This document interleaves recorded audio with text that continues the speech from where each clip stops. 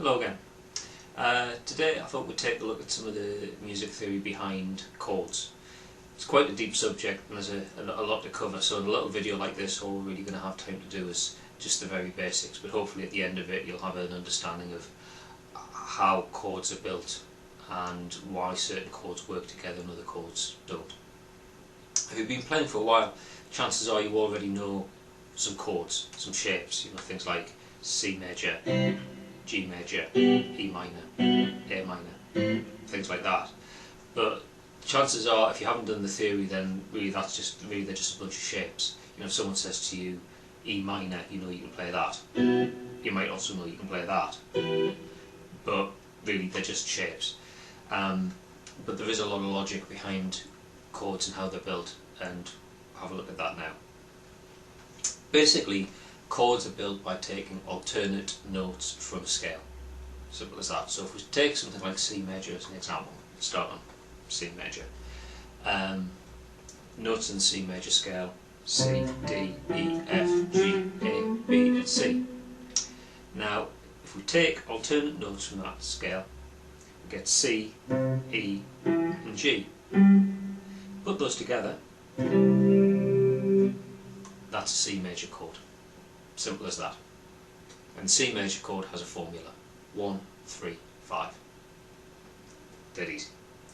Well, what we can do is we can go through every note in that major scale and build a chord on it. Okay? So the second note in the C major scale is D. Now if we take the alternate notes from a D major scale, we get D, F sharp and A. Now that F sharp is going to cause us a bit of a problem here, because we'll want chords that are diatonic to the C major, the key of C major. We only use notes that belong to the C major scale. So F sharp obviously is going to be an outside note. What we can do though is we can lower that F sharp by a semitone to F natural. So there's no problem with the D. Lower this F by a semitone to F natural, and there's no problem with the A. So we get D, F and A. And that gives us a D minor chord. Why a D minor chord? Well, if you look at it, there's an interval of what you call a minor third between D and F. Compare that to the C major chord, where there's an interval of a major third, 4 semitones between the C and the E. On the D minor chord, there's an interval of a minor third, 3 semitones between the D and the F. So that's a D minor chord. So if you were playing in the key of C major, you could play a C major chord, you could also play a D minor chord. You couldn't play a D major chord because a D major chord has an F sharp in it, and that doesn't belong to the key. Okay? If that's got you scratching your head a little bit, doesn't matter, hit pause, hit rewind, whatever. To help sit down with a pencil and paper, just write out the notes of the scale and see how they relate to each other. Again, we'll continue that on. We've looked at C major and D minor. Similarly, if we go to the next degree of the C major scale, which is E, and we'll look at the notes in the E major scale.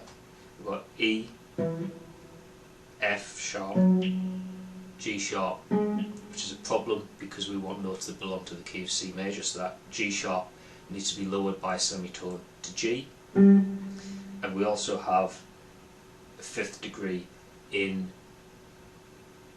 E major of B. So we've got E, G and B. That's an E minor chord. Minor chord again, like the D minor chord, we have to take the 3rd degree and lower it by a semitone. So we've got a minor chord on the E degree. Repeat the process again. If we look at the F major scale, F's the 4th degree of C major, and take the alternate notes from there. We've got F, A and C. So we can play those notes together quite happily. That major chord, notes from the major scale, no need to make any alterations, so that works fine. Next note up is G major, 5th degree of C major. Go through the alternate notes in the key from the G major scale. we get G, E and D. Again, all three notes there belong to the key of C major, so we don't need to make any alterations. Pop down the neck now. Next degree in the key of C major is A, and if we look at the notes in A major scale, take the first, third and fifth, we'll get A, C sharp and E. Again, that C sharp is going to cause us some problems because it's not diatonic in the key of C major, but if we lower it by semitone to C, we get A, C and E. A minor chord, A minor. Lastly, the 7th degree of C major, which is B. If we take the alternate notes from B major scale, we get B, D sharp and F. That's causing us problems on 2 degrees now. That D sharp needs to be lowered by a semitone to D, and that F sharp is going to cause us a problem, so we need to lower that F sharp down to F natural. So now we've got a chord with the formula 1, flat 3, flat 5. Now that's neither major or minor. That chord's called diminished. The reason it's called a diminished chord is there's an interval of a diminished fifth between the root and the 5th degree. If you haven't done a lot of theory about intervals, you know, what's major intervals, minor intervals and so on, diminished intervals, don't worry too much, it's just a name, it's a way that we can describe an interval of a particular size or characteristic. So an interval of, as I said, happens to be 6 semitones between the B and the F, between the root and the flat 5th degree. That's known as a diminished fifth. Okay, so summarising what we've got from there, again, if you got a bit lost off, hit rewind, sit down and work it out, you know, do it longhand with a pencil and paper and your guitar if it helps. We're working it out. What we've got is, we've got a chord based on C, which is C major, we've got a chord based on D, which is D minor, a chord based on E, which is E minor, a chord based on F, which is F major, a chord based on G, which is G major, a chord based on A, which is A minor, a chord based on B, which is B diminished, and then back to C again, C major. Now if you notice, when I play those chords together,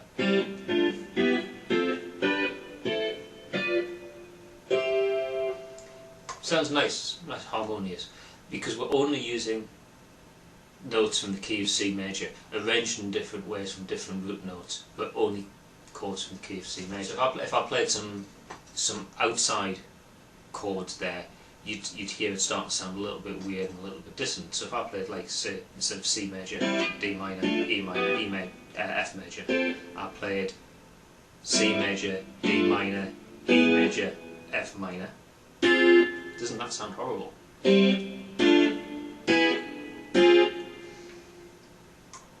Root notes all belong to the key of C major, but the other notes in the chords don't, and that's why it sounds kind of wrong.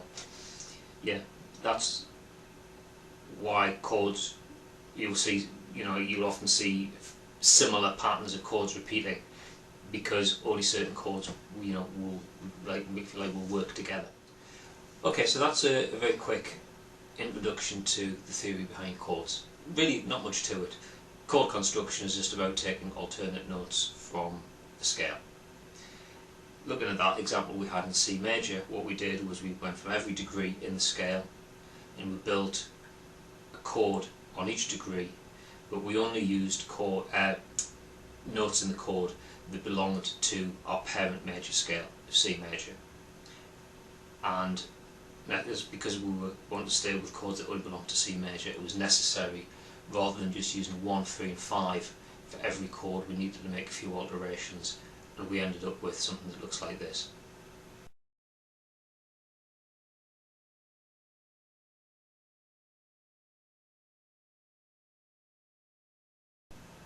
Okay, now there's loads of different ways you can arrange those chords on the guitar neck.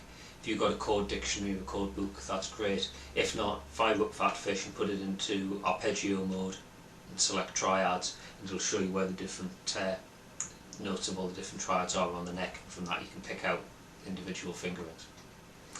Okay, now there's quite a lot of theory behind what we've done there. If you're not into music theory, you might have found it a bit much to do in one go. Doesn't matter. Take your time. You know, sit, rewind the video as often as you need to. You know, sit down, practice it out on your guitar. You might even find it's easier just to do with a pen and paper.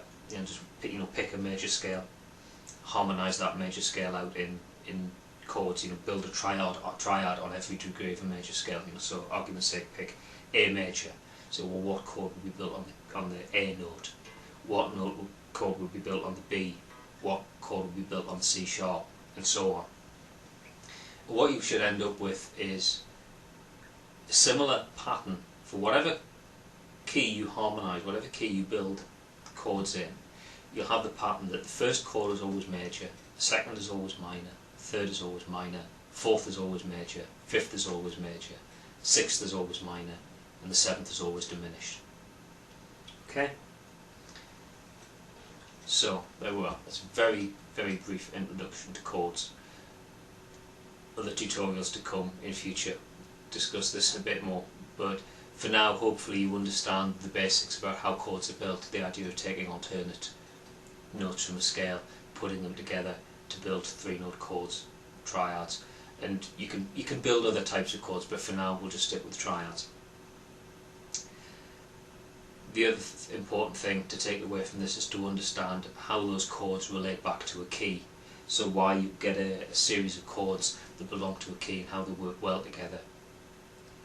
And that's important to know, because once you can do that, you can start really making leaps and bounds into composing, or even just improvising. If you know what chords are available in a key, you know, in the key of C major, you've got C major, D minor, E minor, F major, G major, A minor, B diminished.